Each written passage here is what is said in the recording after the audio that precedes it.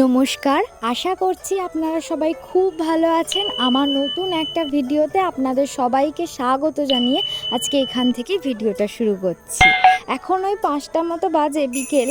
এখন দুজনে মিলে একটু বের হয়েছি। আসলে কি বলুন তো, ঘরে থাকতে একটুও ভালো লাগছে না, কারণ অতিরিক্ত গরম। ওয়েদারটা তো আপনারা জানেন। এই বিকেলবেলা রোদটা পড়ে যেতে একটু রাস্তার দিকে আসলে বেশ হাওয়ায় ভালোই লাগে। তাই একটু দুজনে বাইক নিয়ে বেরিয়েছি। একটু যাব, মানে জুলপিয়ার দিকে জাস্ট রোডের মধ্যেই থাকবো, একটু জাস্ট গাড়ির হাওয়া নিয়ে আর কি। এটাই ভালো লাগে, একটু রাস্তার মধ্যে ঘোরা আর তারপরেই এদিক সেদিক থেকে ঘুরে বাড়ি চলে আসা। এটাই বেশ ভালো লাগে গরমের সময়টা। কোথাও তো স্থির হয়ে দাঁড়ানো যায় না, স্থির হয়ে দাঁড়ালেই মনে হয় গরম লাগছে, আর গাড়ি যতক্ষণ চলছে ততক্ষণই একটু ঠান্ডা ঠান্ডা ভালো লাগে। চলুন তাহলে, পেট্রোল ভরাও হয়ে গেল, এবার আমরা রওনা দেবো জুলপিয়ার দিকে। জুলপিয়ার একদম মোড়ের মাথায় চলে এসেছি, যেখানে অটো স্ট্যান্ড সেইখানটায়। এখানটায় এসে একটু সন্ধ্যেই হয়ে গিয়েছে আস্তে আস্তে, কিন্তু ভীষণ ভালো লাগছে। বাইরে বেরোলেই আমার মনটা এমনিতেই ভালো হয়ে যায় যদি একটু ঘোরাফেরা যায়। জুলপিয়া থেকে ব্যাক করে একদম নেপালগঞ্জের হাটে এসে দেখলাম এখানটা আজকে ফাঁকাই আছে, তাই একটু তরমুজ কিনে নিলাম। গরম মানেই তরমুজ, আমার তো ভীষণ ভালো লাগে তরমুজ খেতে। ওখানে ছোট্ট করে পিস করে দেখাচ্ছিল যে তরমুজটা ভালো হবে কিনা, সেই পিসটাই আমি এখন খেয়ে নিলাম। আর চলে এসেছি এখন নেপালগঞ্জ থেকে জয়ন্তপুর। এখানে কটা আমি রিল বানাবো। আর দেখতে পাচ্ছেন এনারা এখানে বসে আছে, আমরা আসছি, এরা মনে হয় আগে থেকেই টের পেয়ে গেছে।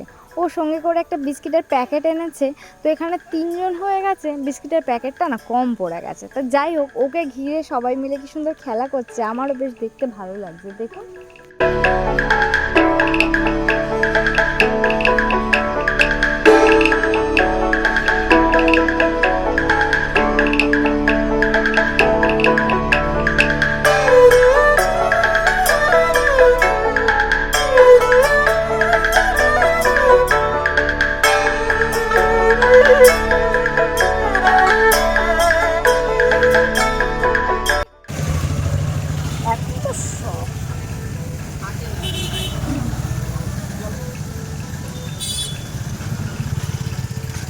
চলুন এবার বাড়ি গিয়ে দেখা হচ্ছে। বাড়ি গিয়ে নতুন টুইস্টার, আর না টুইস্টটা আপনাদের আর বলেই দিতে হবে না, দেখেই বুঝতে পেরে গেছেন যে নতুন টুইস্টটা কি। বাড়ি এসে এই যে নতুনভাবে খাওয়া দাওয়ার আয়োজন আমি শুরু করে দিয়েছি। এত কিছু আয়োজন বাড়ি এসে হয়ে গেছে, খুবই ব্যস্ততার মধ্যে কাটিয়েছি, তাই আপনাদেরকে আর ভিডিও করে দেখাতে পারিনি।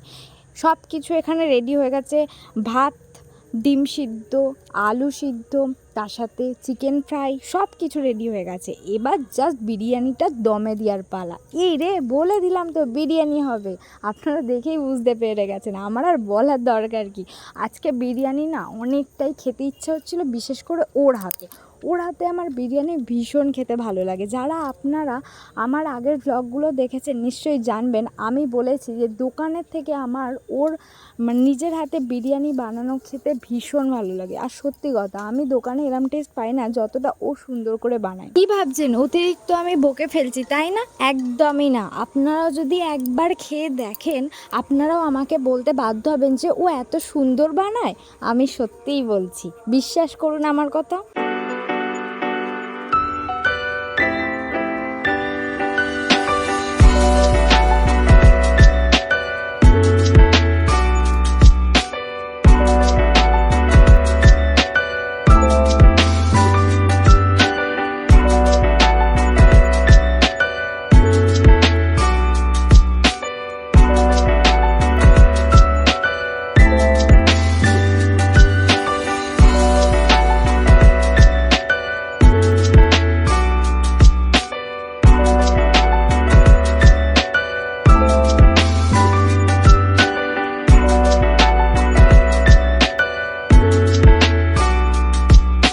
আজ নিয়ে যে কতবার হয়ে গেল এর কোনো শেষ নেই। প্রত্যেকবারে যখন ও বিরিয়ানি বানাতে বসে তখন আমি ওকে বলি যে এবার কিন্তু আমি তোমার থেকে পুরোপুরি শিখে নেব, তখন আর তোমাকে বানাতে হবে না, আমিই তোমাকে বানিয়ে খাওয়াবো।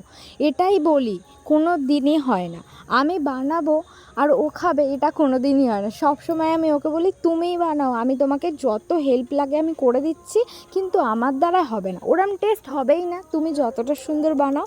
যাই হোক, এখানে সব কিছু লেয়ার কমপ্লিট, আপনারা দেখলেন চিকেন, ওপর দিয়ে এই যে ফুড কালারটা দিয়ে দিচ্ছি, তার আগে দিয়ে দিয়েছিলাম একটু খোয়া ক্ষীর, বিরিয়ানি মশলা, আর তার সাথে ওই যে পেঁয়াজের বেরেস্তা। এবার ঘি দিয়ে পুরোপুরি আটকে দিয়ে ওপর দিয়ে কাঠকয়লা দিয়ে দমে বসিয়ে দেবো। তারপরেই আমাদের রেডি হয়ে যাবে ঘরোয়া পদ্ধতি দিয়ে কলকাতার বিরিয়ানি। আমার ভীষণ ভালো লাগে, আমি তো ওয়েট করছি কখন খোলা হবে। এই জাস্ট হলো, আর ও এখন চেক করবে, তারপরেই বলবে হয়েছে কি হয়নি। তারপরেই একটা আমি ওকে প্লেট বাড়িয়ে দেবো, যে আমার প্লেটে যেন আগে একটা লেগ পিস, তারপরে একটা আলু আর একটা ডিম, রাইস যতটা ইচ্ছা দিয়ে দেবে কিন্তু ঝপাঝপ। আমার ব্যাকগ্রাউন্ডে একটা রবীন্দ্রসঙ্গীত বাজছে, আপনারা হয়তো শুনতে পাচ্ছেন। আমার ভীষণ ভালো লাগছে এই বিরিয়ানির সাথে, বিশ্বাস করুন একটা বাঙালি ফ্লেভার আসছে কি না।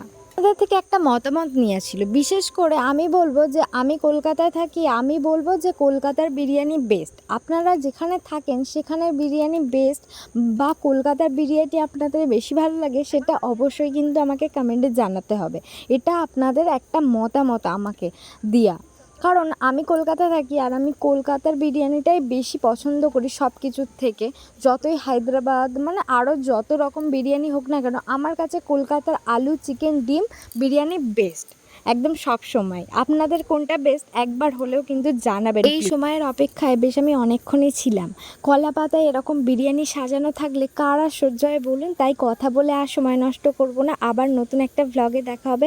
আপনারা আমাকে সাপোর্ট করবেন, আমার পাশে থাকবেন, আর ভালো লাগলে ভিডিওটি অবশ্যই লাইক করবেন। আবার দেখা হবে নতুন একটা ভ্লগে। সবাইকে টাটা।